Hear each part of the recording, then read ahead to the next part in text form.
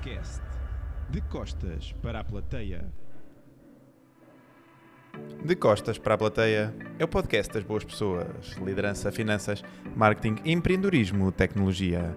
Temas complexos, abordados de forma simples e descontraída.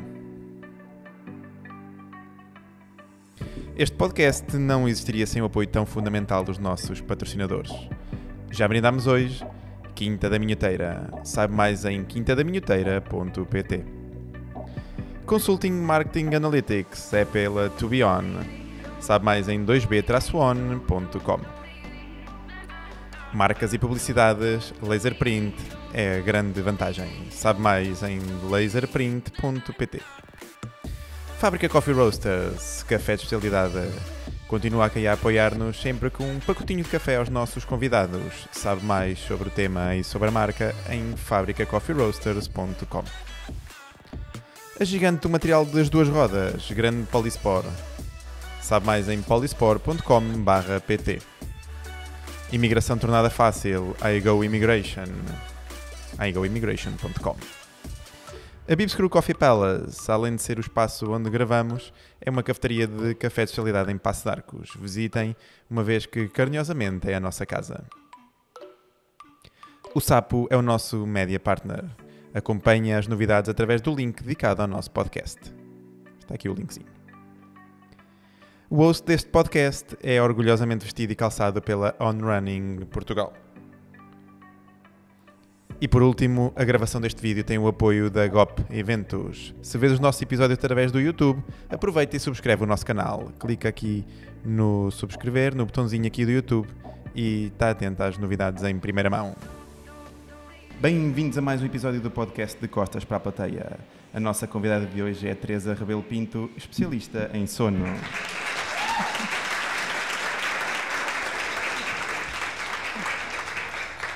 Teresa, muito bem-vinda aqui ao nosso podcast. Antes de mais, não só dar-te aqui as boas-vindas, agradecer à Helena aqui a presença nesta nossa edição, temporada especial, não é? Sobre saúde mental. Avisar os nossos ouvintes que estamos a gravar num espaço que está a elaborar, portanto, se alguém se atirar aqui a nós, pode acontecer, está bem? Eu vou estar atento a proteger aqui estas duas fantásticas mulheres, tá? Bebemos todos um café. É isso mesmo, bebemos um café. Então vamos lá começar, Leninha. Muito bem, Teresa, muito bem-vinda. Obrigada. Aqui a esta temporada do podcast dedicado à saúde mental e, como tal, não poderíamos deixar de ter aqui a temática do sono, que é tão importante. Gostava de começar aqui por convidar, falares um bocadinho do teu percurso e também a tua experiência precisamente nesta área do sono. Antes de mais, muito obrigada. Realmente incluir o sono na temática da saúde mental faz muita falta e eu, com muito orgulho, gosto de me assumir como alguém que abraçou um pouco essa missão, não é? Autoridade no sono, não é? Bom, autoridade não sei, mas pelo menos... Eu acho que sim, Se não fosse, não estavas aqui neste podcast. Exatamente, nem mais. Bom, ok, aceito. Mas o meu percurso começou um bocadinho assim. Eu estudei Psicologia e na altura sentia que o sono falava-se muito no âmbito da medicina aqui em Portugal, mas cada vez que eu ia a uma conferência internacional encontrava pessoas de imensas áreas, incluindo Psicologia, Biologia, Exercício Físico, Nutrição, e aqui em Portugal estava muito centrado na medicina. E não havia assim tantos psicólogos, ou poucos ou nenhuns, que abraçassem um pouco essa missão de promover a importância do sono para a saúde mental. E para mim, como psicóloga, trabalhar na promoção da saúde mental sem trabalhar o sono seria muito difícil. E depois tive ali uma oportunidade e agarrei-a de trabalhar ali com a professora Teresa Paiva. Foi muito bom começar por aí. Trabalhei muitos anos debaixo da alçada dela e ainda trabalho agora um bocadinho mais ao lado, acho eu. E continuamos sempre a aprender muito com ela e foi assim que começou. Muito bem. Então fala-nos agora aqui um bocadinho. O que é que, para ti, qual é que é realmente a importância do sono para o nosso bem-estar emocional e psicológico? Bom, vamos falar da minha experiência como psicóloga ou da minha experiência pessoal? Podes dar as Falar duas visões. Os dois. Porque às vezes as pessoas perguntam-me isso, o que é que te levou a interessar pelo sono? Foi alguma experiência pessoal? Não foi, não sou daquelas pessoas que, desde que fui mãe, que me interessei, até porque me interessei pelo sono muito antes disso, mas a verdade é que, fazendo assim uma reflexão para trás, eu tenho consciência que sou uma pessoa que tem muito pouca tolerância à má qualidade de sono, à privação de sono. Portanto, eu sou aquela pessoa que, nas saídas à noite com os amigos, encostava-se num cantinho para dormir. Estava a Teresa ali a dormir. Toda a gente Adorava a discotecas com banquinhos, então. Adorava discotecas, dormia no Lux, tinha o meu cantinho, isto é verídico, os meus amigos podem comprovar. Eu era a pessoa que estava a dançar, ali ao lado.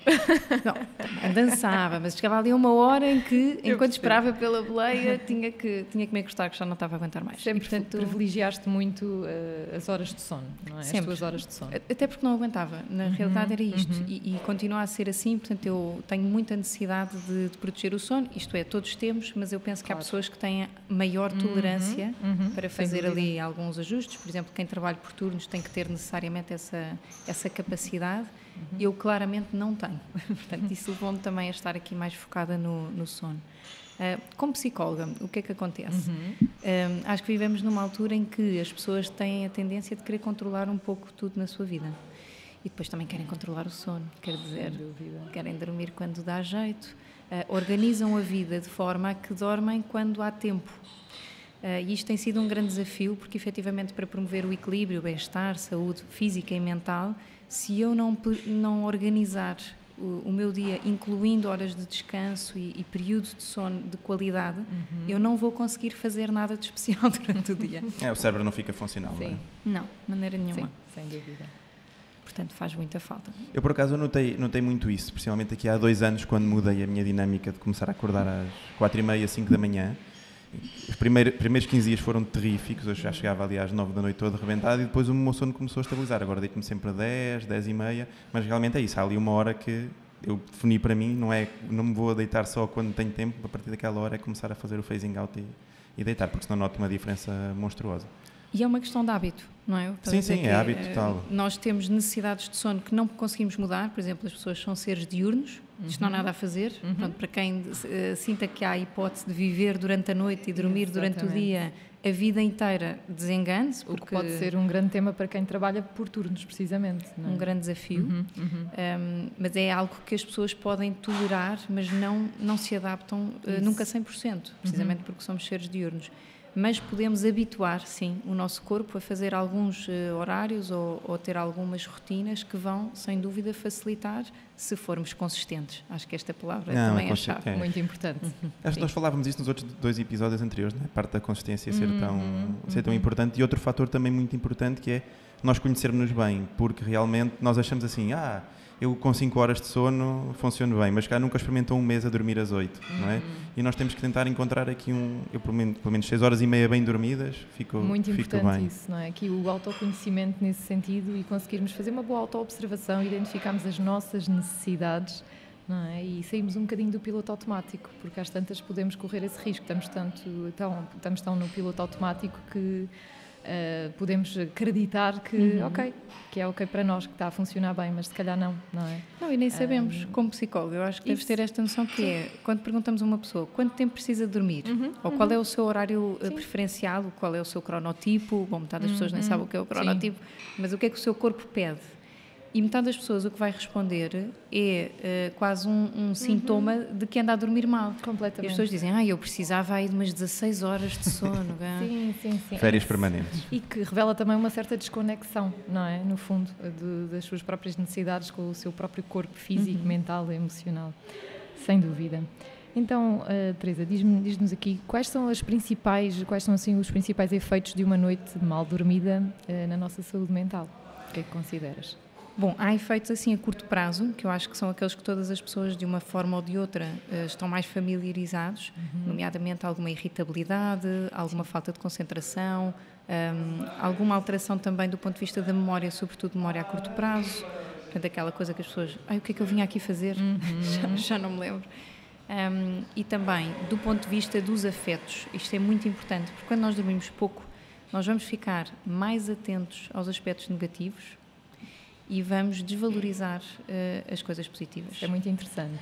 E acho que muitas pessoas que nunca tinha pensado nisso, na verdade. Podem não saber isso, exatamente. Fala-nos mais um bocadinho mais sobre isso. Não, o que acontece durante o sono é que nós pensem que é como pôr a roupa a lavar dentro da máquina de lavar, e aquilo tem vários ciclos, não é? E nós temos que esperar que a máquina acabe para a roupa ficar toda lavada. Quando nós dormimos, passamos também por diferentes ciclos que envolvem várias fases do sono e cada fase tem a sua função, incluindo funções de regulação das emoções, por exemplo, que aliás acontecem sobretudo no final da noite. Portanto, quando nós pomos aquele despertador para nos levantarmos ao fim das tais 5 horas, porque achamos que não temos mais tempo para dormir ou porque tudo é mais importante do que o sono, o que acontece é que estamos a interromper aqui o tal programa a meio. E, portanto, a roupa não vai ficar toda limpa ou o nosso cérebro não vai passar e o corpo não vão passar por todas as funções que precisam de passar durante o sono. Sendo uma delas a regulação emocional, é natural que quando eu não durmo bem ou quando eu não durmo o suficiente, e aqui também é importante distinguir estas duas questões, já lá podemos ir mais à frente, o que vamos sentir durante o dia, tanto a curto prazo como depois a longo prazo, é uma alteração enorme na forma como nós gerimos o nosso funcionamento cognitivo, a regulação das emoções, a relação uns com os outros e até o próprio prazer que tiramos das coisas. Portanto, a longo prazo, o que isto provoca é um risco muito agravado de desenvolver psicopatologia, nomeadamente aspectos depressivos e a perturbação da ansiedade e até algumas questões mais psicóticas que podem despoltar por privação de sono, não é? É muito importante as pessoas terem noção disto. É isso. Sim. Por acaso, essa era uma das perguntas que nós tínhamos de fazer a seguir, aqui relacionada aqui com a parte de influenciar o nosso humor e as nossas emoções. Mas eu agora vou alterar aqui um bocadinho, como já respondeste. Desculpem, eu adianto-me. Foi bom. Ótimo. Nem isso é bom porque agora, isto é sempre assim, nós da outra vez também apareceram um monte de perguntas que nós acabamos por fazer fora aqui do guião. Que eu agora estava a ouvir e estava a pensar aqui na minha posição pessoal e da minha esposa. Temos um recém-nascido e acabamos por estar a quebrar o ciclo do sono de X horas. Como é que o facto da maternidade e da paternidade acabam por preparar o nosso cérebro para esse tempo ou tem realmente também implicações a nível da saúde mental? Ou achas que há aqui um balanço porque o nosso próprio corpo entra em modo de sobrevivência? Bom, é sempre um desafio. Eu pergunto muitas vezes aquela expressão, dormir como um bebê. Sim, os bebés dormem super mal, não é? Mal ou não é mal? Eles não mexem, mal. Exatamente. Eles dormem como um bebê, exatamente. não é? Mas não é propriamente um sono que Angelical. nós desejássemos. Eu acho que a expressão... reparador ou profundo, foi mal feita, não é? Porque eles fazem barulhos, eles mexem, rebolam. Sim, e vão acordando de acordo com as necessidades também deles, não é? Eles estão a dormir bem. Eles não estão a dormir de uma forma que nos dá muito jeito. Isso. E conforme os nossos preconceitos, não é? Que ouvimos a vida toda e aquela coisa, mesmo na própria televisão, metem sempre o bebê com o ar angelical, a dormir quieto. E nós não dávamos muito isso. Promessas. O Eduardo faz assim. E nós assim, mas o que é que se passa com ele? Depois é que não, é normal. É, claro. Normal. Nós também fazemos, os adultos, só que não falamos sobre isso. Mas, ou fazemos de outra maneira, ou sobretudo não achamos tanta piada, não é? O que é importante dizer sobre o sono dos bebés? Que, tal como os bebés aprendem a falar, a andar, a mastigar, também vão aprendendo a dormir. Isto não significa que precisam de ser treinados. Estou um bocadinho alérgica àquela ideia de treinar o sono. Eu idem, exatamente. Okay. Sim, sou super alérgica a essa ideia. E a ideia, ainda há pouco tempo uma colega médica até me falava sobre isto, que é a ideia dos métodos e dos treinos e das especializações em sono, e também aproveito para fazer este parênteses, que é, efetivamente em Portugal a Ordem dos Psicólogos ainda não reconhece a psicologia do sono como área de subespecialidade, okay, dentro da vertente mais clínica talvez, mas não deixa de ser uma área de especialização. Claro. E que envolve muito tempo de experiência, muito estudo por trás e que envolve uma abordagem que vai muito além da saúde mental. Portanto, é preciso, de facto, aprender bastante sobre os mecanismos do sono de forma transversal. O que é que nós vemos aí para o sono dos bebés? Muitas vezes uma oferta, incansável de... técnicas e táticas, não é? Exatamente, tudo, receitas milagrosas. Bom, há pouco tempo falámos sobre o perigo das receitas milagrosas, a Helena e eu. E a verdade é que o mais importante de tudo foi aquilo que a Helena disse há pouco, é nós conseguirmos ouvir, neste caso o bebê, o que é que o corpo mostra, o que é que o corpo pede e respeitar, dentro da medida do possível, e ir preparando o bebê, claro, para aquilo que são as exigências cá fora, nomeadamente que há um dia e há uma noite, mas que é uma aprendizagem que basta um bebê estar exposto à luminosidade do dia e à escuridão da noite, percebe logo, e há algumas rotinas que vai percebendo. Claro. A nossa intervenção com os bebés às vezes é excessiva e às vezes é isso que depois promove dificuldades à volta do sono dos bebés. Portanto, eu rematava este tema dizendo assim, é muito desafiante para os pais, a sugestão que eu normalmente dou é rodearem-se de ajuda e fazerem turnos às vezes, não quererem aquela coisa de estar sempre o casal ou sempre todos juntos à volta do bebê, portanto revezarem-se dentro do possível. Fazer turnos é uma excelente estratégia. E ter muita paciência, Sim. confiar que aquilo vai melhorar. Flexibilidade, não é? Também, sim. Pedir ajuda profissional quando não estão a conseguir sozinhos. Eu acho que há aqui um level up do primeiro para o segundo. O primeiro é muito mais complexo, o segundo é muito mais leve. Nós, por exemplo, como a Jéssica amamenta e nós não tenho hipótese de fazer um biberão, portanto é ela que amamenta, mas nós fazemos sempre ali um cheque em que ela dá a primeira... E o Eduardo bebe imenso. E dá a primeira mama, descansa um bocado lá na cadeira, eu entretanto troco, faço lá, ele sofre muito da barriguita, faço-lhe a massagem, meto-o outra vez no swaddle, vai à segunda mama e fazemos assim um bocadinho a quebra, pronto, ela faz ali micro... Isso, claro. Apesar de não ser tanto essa parte de turnos, mas acho que para ela também é importante saber, olha, ele está ali, podia estar a dormir a noite toda, eu acordo sempre lá às 5 e tal da manhã para treinar e também sei que ela fica sobrecarregada com isso, se eu puder pelo menos 5 minutos ou 10 numa noite, nem que seja aquele boost psicológico. Bem, vamos lá, é um excelente tema, dava um podcast só a parte do sono. Exatamente. Sem dúvida. Então, olha, aqui, quais são os sinais de que a nossa saúde mental está a ser afetada pela falta de sono, Teresa? Partilha connosco. Há duas coisas que há bocado eu não referi que podem fazer sentido dizer agora, que é este equilíbrio da saúde mental passa muito por nós sermos capazes de refletir antes de agir, não é? Portanto, regular os nossos impulsos, não tomarmos decisões sempre muito arriscadas ou coisas do género. E isso é talvez das coisas que menos se fala, mas que fica bastante afetado com a má qualidade do sono. Ou seja, o que é que nós sabemos dos estudos? Que pessoas que dormem pouco ou que dormem mal vão ter tendência para ser mais agressivas, portanto, tanto na sua tomada de decisão como na sua relação com os outros e consigo mesmos. Vão ser pessoas que se calhar olham para o espelho, agora pensando aqui no autocuidado, vão ter mais dificuldade em sentir-se bem com elas próprias, em valorizar-se, vão ser talvez aquelas pessoas que vestem 10 outfits antes de sair de casa porque nenhum fica bem e portanto a questão da agressividade, seja a autoagressividade ou a heteroagressividade, e a questão de começarmos a tomar decisões, sei lá, vou-me despedir, estou farto, não é? São sinais que podem ser também muito importantes para percebermos que, calma, isto tem impacto, e tem impacto na saúde mental necessariamente, claro. Outros sinais assim mais que já estão mais falados têm a ver efetivamente com alguma tristeza demasiado persistente ou demasiado profunda, difícil de regular. E também sintomas de ansiedade. Ansiedade, exatamente.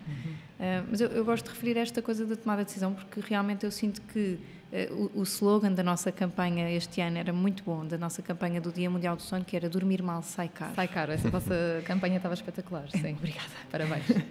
E de facto esta ideia de que sai caro à saúde mental é um dos tópicos que nós abordamos, mas sai caro, eu diria, para muita coisa na nossa vida, e pode ser caro para o futuro, não é?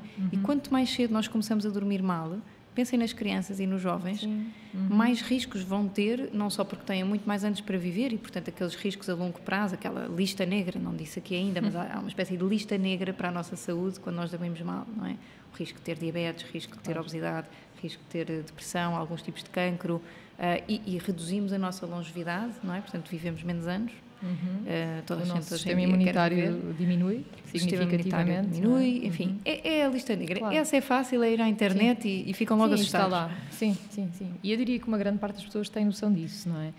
Agora, esse ponto que estavas a falar em termos da pessoa ficar mais reativa, mais impulsiva, não é? Portanto, os níveis de agressividade aumentarem, acredito que muitas pessoas não tenham verdadeiramente noção disto.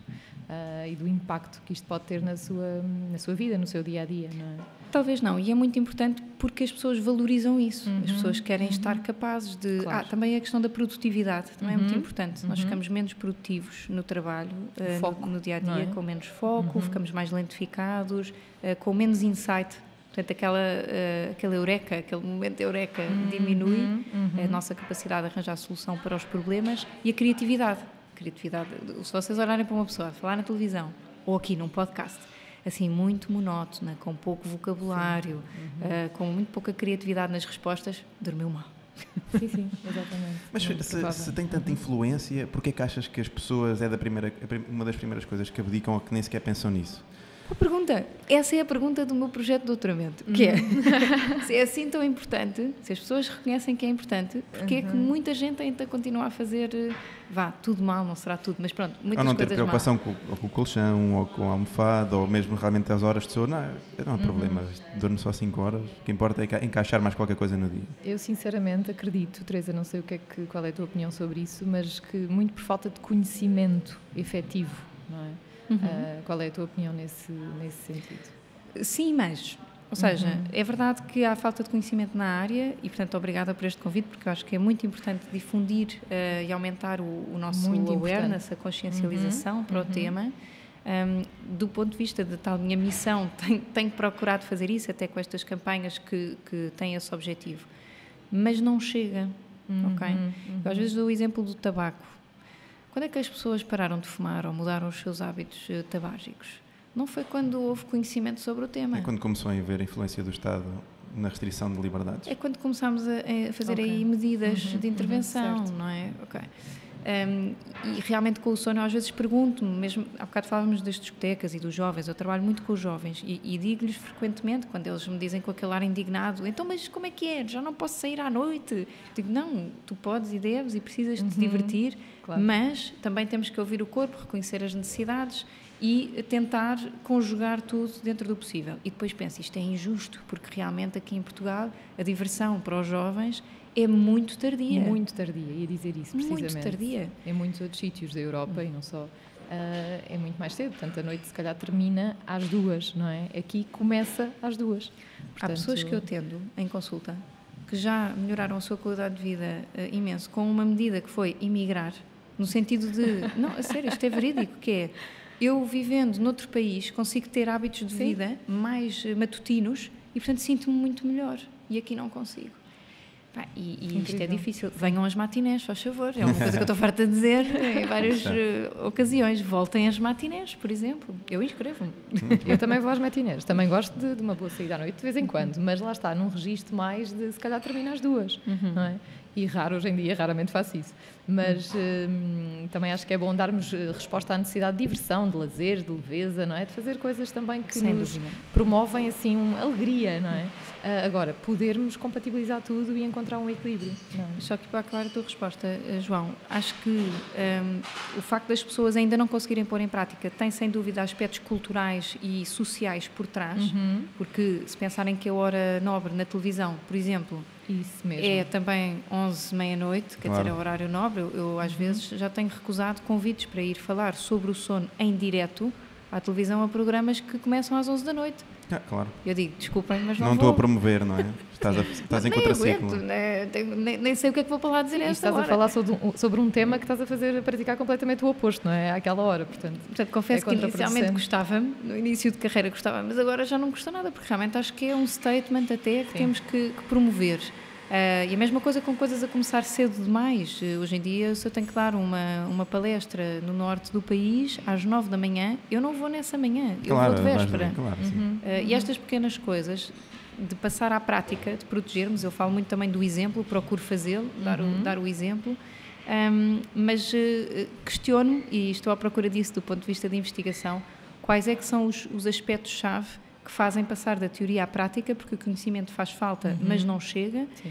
E eu penso que há alguns fatores, como a questão da valorização, portanto, o valor que nós atribuímos, e, portanto, as nossas campanhas têm sempre aquele teor que é um bocadinho além do conhecimento, que é, vamos pôr o dedo na ferida. Sim. Não é? Vamos mexer aí um bocadinho as ideias. Ou seja, irem contribuindo, não é? No sentido de mudar aqui a representação que a sociedade tem em relação ao sono, não é? Sem dúvida. Como dizias e bem, esta questão da representação do tabaco, por exemplo. Há uns anos atrás, uma pessoa que fumava, havia uma representação social de alguma forma, até às vezes quase positiva, sim, não é? Sim. Por mais paradoxal que isto possa parecer, hoje em dia diria que não de todo, não é?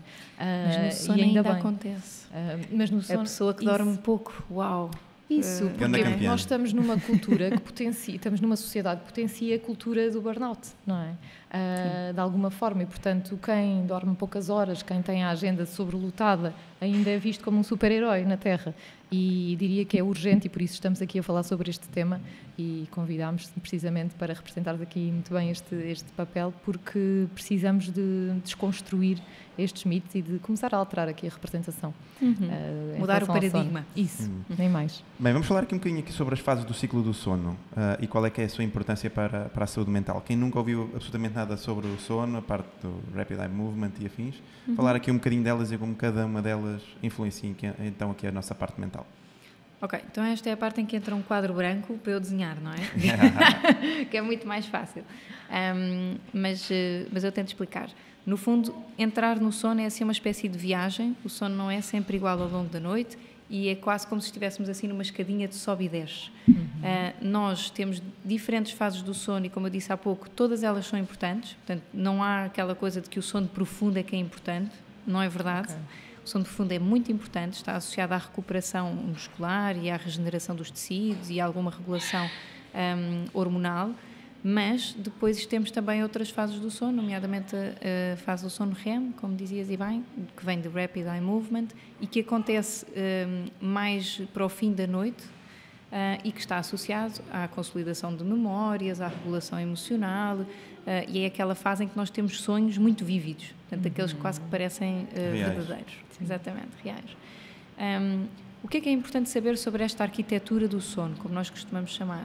Ao passar por todas as fases do sono, nós cumprimos um chamado ciclo do sono. Um adulto pode fazer cerca de 4, 5 ciclos do sono por noite e esses ciclos têm uma certa ordem. Aquilo que nós vemos num exame do sono, quando no laboratório fazemos, portanto, ligamos a pessoa àqueles fios todos e medimos e vemos o que é que se passa no sono daquela pessoa, é perceber se esses ciclos estão a acontecer pela ordem certa e na dose certa, digamos assim.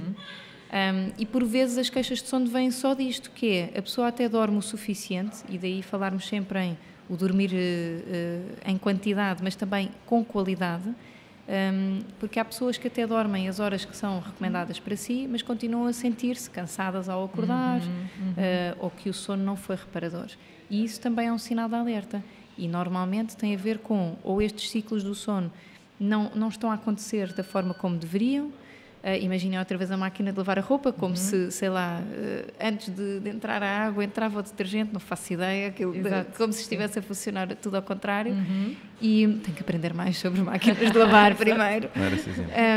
Mas é uma ótima analogia, sim. Mas é um bocadinho isso que é importante sabermos sobre os ciclos. Há mais um ponto que eu gosto sempre de destacar, que são os despertares entre os ciclos. E voltando à ideia dos bebés, que é, por uma questão de sobrevivência, nós temos esta escadinha de sobe e desce nas fases do sono, porque algumas fases são mais superficiais e outras mais profundas.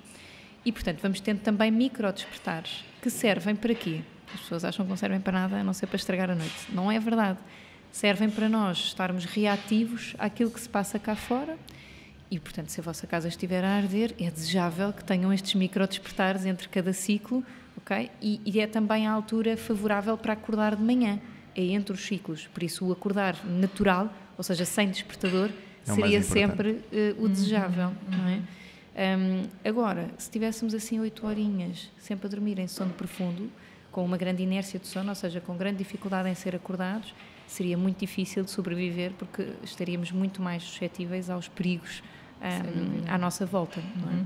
Pois, principalmente com quem tem filhos, não é? É bom abrir o olho, está tudo ok. Exatamente. Sim. Portanto, e eles fazem o mesmo. Eles também, os tais barulhinhos que estavas a dizer, são eles também, está tudo bem, então está aqui alguém, sim senhor, pronto, posso continuar. Sim, nota-se bem, eu, por exemplo, o meu filhote, quando eu acordo, uma das coisas, quando eu me levanto, ele acorda sempre para fazer lá a mamada dele, ele nota que eu já não estou lá, porque eu por norma durmo com um braço ou com alguma coisa do género, ele, por causa da barriga também, não importa. Mas ele sente muito, eles sentem, não é? Eles abrem os olhos, veem que está tudo ok e voltam. Mas no fundo são mecanismos protetores, não é? São, sem dúvida. Muito bem, olha, quais são aqui, aliás, como é que a insónia, desculpa, está aqui, assim, perdi-me aqui no alinhamento, quais são os distúrbios de sono mais comuns e como é que afetam a nossa saúde mental, Teresa? Isso é ótima pergunta, porque sendo psicóloga, muitas vezes, muitas vezes, até os nossos colegas da medicina pensam que os psicólogos estão focados sobretudo em tratar as insónias, ponto final. E a verdade é que existem muitos distúrbios do sono e que um psicólogo com formação em sono tem que estar disponível para saber intervir em qualquer um destes distúrbios. Okay? Grosso modo, podemos falar de insónias, portanto, dificuldade ou em iniciar ou em manter o sono seguido durante a noite. Hipersónias, que são as doenças onde há excesso há uma necessidade exagerada de sono face àquilo que é o habitual, e também há muita sonolência durante o dia e, portanto, alguma dificuldade até em regular quando é que se está a dormir, quando é que se está acordado, como na narcolépsia. Existem doenças respiratórias associadas ao sono, como as apneias do sono. Existem doenças do movimento do sono, como movimentos periódicos do sono, bruxismos e por aí fora, pernas inquietas. Existem parassónias, que são assim alguns fenómenos mais bizarros, que podem incluir terrores noturnos, sonambulismos. Paralisia do sono. Paralisia do sono, por exemplo. É um fenómeno, não é propriamente uma doença, mas está associado a algumas doenças do sono. E distúrbios do ritmo circadiano, que são os atrasos de fase do sono, ou os avanços de fase do sono, ou outros. Ou o trabalho por turnos, a perturbação do trabalho por turnos, também pode ser em uma doença do sono. Isto para vos dizer o quê? Podemos falar daquelas que são mais prevalentes, e sem dúvida a insónia haverá de ser uma delas, mas a intervenção psicológica nos distúrbios do sono, ou a promoção da saúde mental associada à qualidade do sono, tem que envolver estes distúrbios todos. Vou dar-vos assim, talvez, 2 histórias que eu acho que ilustram bem isto. Uma pessoa que tem um distúrbio do ritmo circadiano, por exemplo, um atraso de fase do sono, quer dizer que o seu corpo está género de um fuso horário diferente. Portanto, a pessoa tem todo o organismo pronto para dormir, por exemplo, a partir das 2, 3, 4 da manhã. Mas, na sua vida profissional, tem que se levantar às 7 para ir trabalhar. Então, há este desfazamento. E as pessoas podem ter situações em que não conseguem agarrar um emprego porque têm este distúrbio de sono que não está tratado. Desenvolvem uma depressão ou algo do género, também, ou ansiedade, que é eu tenho que dormir e não sou capaz, ou eu sou um falhado porque eu não consigo fazer uma coisa tão simples como dormir. Enfim, e entramos aqui numa bola de neve e não era uma insónia, estão a ver? E a intervenção psicológica nestes casos é muito importante, até porque mudar hábitos é muitíssimo difícil. Claro. Não é? É um desafio. É possível, mas é possível, dá mas trabalho, não é implica foco e consistência, como falávamos há bocadinho. Exatamente. E outra história, por exemplo, que nada a ver com a insónia, não desvalorizando as insónias, atenção, as insónias são graves e não há 2 insónias iguais. Mas precisamos de falar para além de insónias, não é? Precisamos de falar para além de insónias. Até porque elas acabam por aparecer muitas vezes como secundárias a outro distúrbio de sono. Sem dúvida. Não é? Como, por exemplo, as apneias. Okay? Fala-se hoje em dia mais sobre a apneia do sono, graças a Deus. Eu acho que há assim, algumas campanhas também puxam para isso, e vejo às vezes uns anúncios internacionais em que as pessoas não têm vergonha de aparecer de manhã com aquela marquinha de que usaram a máquina para respirar à noite, para ajudar com a apneia. E muitas pessoas ainda fazem resistência a isto, que é a apneia, não, mas isso, sei lá, passa com o tempo, não é? Ou eu aguento, também até agora aguentei, sobretudo as pessoas que não têm sintomas muito graves, a tal desvalorização, mas o que é certo é que a apneia, quando não é tratada, diminui a performance cognitiva, aumenta muito o risco de acidentes de viação, aumenta o risco de divórcio. E muitas vezes acontece isto na consulta, que é, vem o parceiro e diz, se ele não tratar a apneia, eu separo-me, não aguento mais. Enfim, estamos aqui a rir, mas realmente isto para vos dizer que há um conjunto de aspectos psicológicos e emocionais que estão presentes em todos os distúrbios de sono, quer seja na parte da aceitação do diagnóstico ou até na questão de ser feito o diagnóstico, porque às vezes não se pergunta nas consultas ou as pessoas não se queixam. E, portanto, aqui a psicologia na área do sono tem muito esse papel de não deixar passar em branco sinais de alarme, de má qualidade de sono ou distúrbio de sono, e depois de ajudar a pessoa a tratar efetivamente aquele problema e não adiar, não é? Quais é que são as melhores práticas para melhorar aqui a qualidade de sono? Aqui algumas dicas. E relativamente aqui ao ambiente durante o dia, há alguns hábitos diurnos para influenciar aqui a qualidade do nosso sono. Sim, olha, a Helena disse um muito importante, que é o autoconhecimento. Eu acho que isso é talvez das coisas mais importantes, ou seja, o nosso sono também vai mudando ao longo da vida, Portanto, irmos fazendo estes pontos de situação, de avaliarmos o nosso sono. A minha equipa, estou muito orgulhosa do nosso trabalho, desculpem fazer assim esta publicidade, mas desenvolvemos uma metodologia que é o check-up sono, que é exatamente isso, é ajudar as pessoas a conhecer o seu padrão de sono e depois a identificar as estratégias, não aquelas mainstream, mas as estratégias que nos parecem, enquanto especialistas de sono, adequados para aquela pessoa, não é? Naquela fase de vida. Isso é fundamental. Porque pode ser diferente. Há bocadinho falavas dos teus horários, se calhar daqui a 10 anos já vais praticar outros. Espero que não. Espero que sim. Quando, eu, por exemplo, quando falo em autocuidado, estou constantemente a explicar isto, que o autocuidado temos que adaptar às várias fases da nossa vida, não é? Portanto, aquilo que funciona para mim agora, não é? As minhas necessidades agora, noutra altura, poderão ser completamente diferentes. Portanto, em relação ao sono, é igual. Sem dúvida. Portanto, o autoconhecimento faz muita falta para que as pessoas depois ponham em prática rotinas, tanto durante o dia como à noite, que tenham realmente a ver com as suas necessidades. Okay? Coisas assim que são importantes para toda a gente. Ter horários regulares é das coisas mais importantes. E às vezes, quando eu faço esta pergunta, as pessoas dizem: a que horas me deito? Sei lá, depende do dia. Portanto, ter o horário e respeitar esse horário. Ou seja, Teresa, remete um bocadinho para aquele registro que a pessoa anda ali um bocadinho ao sabor da maré, exatamente, não é? E das coisas que tem para fazer, e daí a importância de implementarmos aqui regras e limites, não é? Também sem dúvida nenhuma. E a hora de levantar até é mais importante do que a hora de deitar, porque é aquela que vai determinar qual é que é o nível de pressão do sono que eu vou ter ao final do dia. E o sono prepara-se durante o dia, certo? Exatamente. Portanto, as coisas principais que se fazem para dormir bem são durante o dia, sem dúvida nenhuma. A Helena teve que estudar. Conta-nos. Apanhar sol. Eu estou muito curioso depois, era isso que eu queria ouvir, porque eu ouço alguns podcasts do Uberman e ele fala muito nesta questão aqui da parte do sono e algumas... Sol, luz solar. Para quê? É importante as pessoas perceberem isto. É para sincronizar o nosso ritmo circadiano. É basicamente dizer ao corpo: atenção, é de dia, é para acordar. E assim o corpo vai produzir tudo o que precisa de produzir durante o dia. Incrível. Não se vai andar a arrastar, para além de que tem muito benefício também na regulação do humor. Claro. Portanto, é aqui um 2 em 1. Portanto, essa é a principal. Quanto mais cedo, melhor. Portanto, aquela bright light da manhã é muito importante. Um passeiozinho no quarteirão, ir à varanda, sem óculos escuros, tomar um pequeno almoço na rua, tudo coisas fantásticas. Quem não possa fazer logo de manhã, não faz mal. O que interessa é apanhar bastante luminosidade durante o dia e depois bastante escuridão à noite. Portanto, nas nossas casas, nesta fase do ano, enfim, no verão é desafiante. Estamos a gravar. É de dia até mas bem tarde. É de dia muito tarde e temos que promover nas nossas casas alguma escuridão para facilitar esta sincronização. Os meus filhos, por exemplo, às vezes, não é?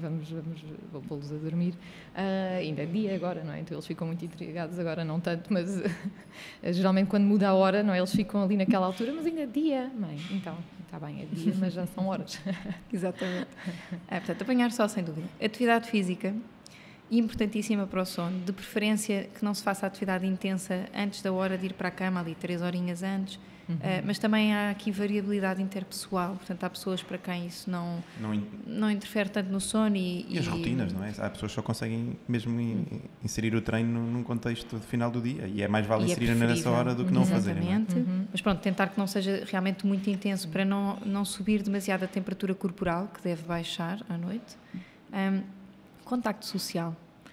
As pessoas em isolamento têm dificuldade para dormir. Okay? É muito interessante.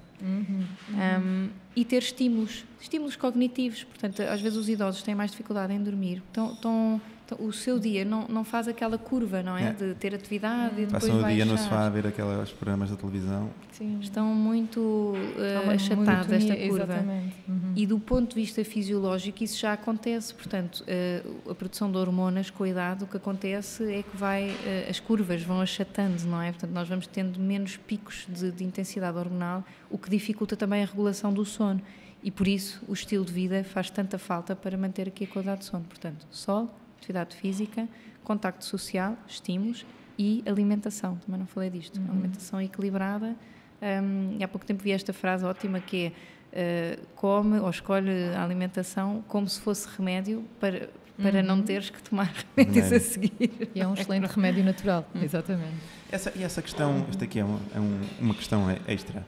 Essa questão dos picos está também relacionada com a adrenalina, porque uma das técnicas que o Uberman fala para nós termos um melhor sono é tomar um banho gelado de manhã 30 segundos mais ou menos, água gelada, para poder, precisamente para fazer um pico de adrenalina e no cortisol, para conseguir melhorar depois a parte do sono. É um bocado estranho, né? Mas ele fala bastante disso. Não sei se será verdade ou não será verdade, mas... Decidi experimentar. E que tal? Já passei a fase dos 21 dias, portanto já... Eu fiz durante um ano e comecei no inverno, é muito difícil. Ainda. Estou determinada a continuar e tem-me sabido muito bem. O que é que acontece? Nós estamos preparados para funcionar bem de manhã, quando acordamos. Ou seja, nós temos ali um pico de cortisol um pouco antes do despertar, precisamente para nos acordar e nos promover a vigília, não é? Portanto, ficarmos prontos para responder aos desafios que surgirem durante o dia. Por isso, tomar um café como a primeira coisa que se faz quando se acorda é contraproducente, porque o corpo à partida está pronto para tal. Mesmo as pessoas que têm um acordar lento, como eu, também têm um acordar lento. Ou seja, no fundo a pessoa está a desrespeitar um bocadinho o seu corpo. Não é? Está a interferir e o que acontece é que até eu não sou bióloga, portanto não sou a melhor pessoa para explicar isto em detalhe, mas se forem ler vão encontrar a explicação, que é realmente o que acontece é que ao tomar um café logo ao acordar nós vamos estar a interferir com esta curva natural que nos prepara para o dia e a seguir até temos uma falha, não é? Portanto, comecem a reparar nisto, que é bebem um café, aquilo dá assim um kick, mas passado um tempinho já estamos outra vez, parece que precisamos de outro. Portanto, se as pessoas esperarem cerca de 1 hora antes de tomar o primeiro café, já é uma altura um pouco mais favorável e o efeito vai ser muito mais benéfico. O banho gelado substitui o café. É espetacular. Quando eu comecei a fazer os banhos, senti logo isso, que nem me lembrava. Sim. O que é que isso provoca? Portanto, o que acontece é que nós estamos basicamente a chamar, o nosso corpo obriga-se a reagir a essa situação que é ameaçadora, que é o gelo, não é? A sensação gelada, e portanto vai concentrar o sangue nos órgãos vitais e portanto e depois vai ter que recuperar isso lentamente. Isso o que vai fazer é que durante o dia vai ser muito mais fácil de nós regularmos a temperatura corporal e vai ter esse efeito também despertador, com muito menos efeitos secundários, diga-se assim, enfim, treme-se um bocadinho, mas depois passa. Eu por acaso nunca senti esse tremor. Bom, eu tenho que dizer que aquilo me custa, mas vale a pena, não é? Em termos mentais, em termos de resiliência... Agora fiquei curiosa. Eu já li algumas coisas sobre isso. Tenho alguma efeito curiosidade, mas ainda não experimentei. Na pele é fantástico, para os cabelos... Olha, Teresa, e estamos agora aqui quase a terminar, mas antes de terminarmos, percebermos também aqui qual a tua opinião em relação às tecnologias, qual o papel que têm aqui as tecnologias na qualidade do nosso sono e alguns conselhos, algumas estratégias que possas partilhar aqui com quem nos está a ouvir para gerirmos tudo isto e o impacto também na nossa saúde mental. Bom, a primeira mensagem é que as tecnologias são ótimas, fantásticas, portanto nada de as diabolizarmos e elas são também muito úteis para o sono, isto é, para nós podermos monitorizar e avaliar de forma objetiva o que é que se passa no nosso sono. A única coisa que às vezes pode dificultar é quando as pessoas não têm propriamente facilidade em regular a utilização das tecnologias, sobretudo à noite. Também durante o dia, porque uma pessoa que no fundo utilize muita tecnologia, 10 horas, como eu às vezes vejo naquelas coisas dos ecrãs, não é? 10 horas agarrado ao telemóvel durante o dia, preocupa-me logo a cervical, não é? Que é aquela coisa da pessoa estar assim, sempre para baixo, enfim, mas significa que não houve tanto contacto social, significa que não houve, se calhar, tanta atividade física, não sei. Portanto, o excesso de utilização é que é um problema e está associado a piores outcomes na saúde mental também. Portanto, entramos naquela pescadinha de rabo na boca. À noite tem o problema da exposição à luz direta, não é? E, portanto, mesmo com os filtros de luminosidade, não se recomenda a tecnologia mesmo antes de ir para a cama, portanto, fazer ali um fading out. E depois, sobretudo, durante a noite tem que ser sagrado. Portanto, telemóveis fora do quarto, notificações, telefone a vibrar, tudo desligado e respeitar isso, basicamente. Fundamental. Fantástico. Bem, estamos mesmo aqui a chegar ao fim, vamos aqui àquele momento Maia, não é? Se pudesses ter uma máquina do tempo que te permitisse voltar atrás e dar assim um conselho a alguém, ao teu eu mais jovem, que conselho é que tu darias? Um conselho a mim própria? Sim. Não perder tempo com pessoas que não interessam e que só nos tiram o sono. Foste extremamente perentória. Não, há bocadinho pensei, não tenho nada para dizer sobre isto, não me dava nada, eu gosto da minha vida, mas depois pensei, não, há aqui uma coisa que, e acho que é bom para deixar como mensagem que a final. maturidade nos traz, não é? A maturidade nos traz. E o autoconhecimento, não é? A parte da maturidade. Sem dúvida.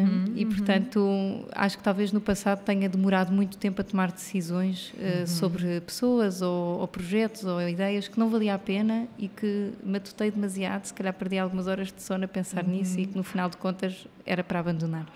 Fantástico. Muito bem. Mas estamos também a chegar aqui ao fim, não sei se quer deixar uma mensagem final aqui aos nossos ouvintes. Abracem connosco esta ideia de sermos embaixadores de saúde mental, porque eu acho que fala-se muito mais hoje em dia, depois da pandemia. Mesmo os não psicólogos, o que me parece bom, enfim, dentro dos limites de competência de cada um, mas acho que faz falta traduzir isto para competências concretas e, portanto, espero ter contribuído hoje um bocadinho e agradecer aos dois, mas sobretudo aqui à Helena por me ter desafiado. Obrigada. Um excelente contributo, Teresa, e sobretudo aqui o nosso episódio que vai sair precisamente em outubro, mês de saúde mental, que estamos agora. Portanto, acho que finalizamos assim em grande, não é? E estejam atentos à qualidade do vosso sono. É sempre fantástico, também vou deixar aqui uma mensagem final, é sempre fantástico nós falarmos sobre estes temas. Se nós mudarmos uma pessoa que seja uma mentalidade, já está o episódio ganho.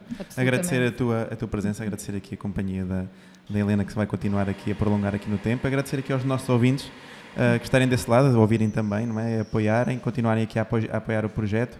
E mais uma vez, muito obrigado a ambas, foi um episódio fantástico. Vamos aqui com 45 minutinhos, portanto é mais ou menos o tempo que nós vamos continuar agora.